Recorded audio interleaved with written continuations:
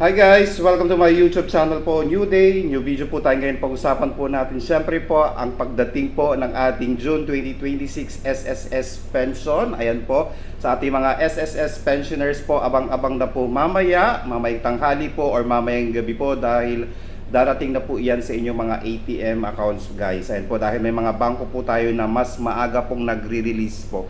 Kaya dahil nga po ang June 1 ay Monday, may possibility po tayo, malaki po yung possibility po natin na ibibigay po ito ngayong araw na ito sa ating mga pensioners po dyan. Pakicheck na po ang inyong ATM accounts mamayang tanghali po or gabi. Ngayon kung meron naman po kayong online banking, pwede po ninyo itong hintayin.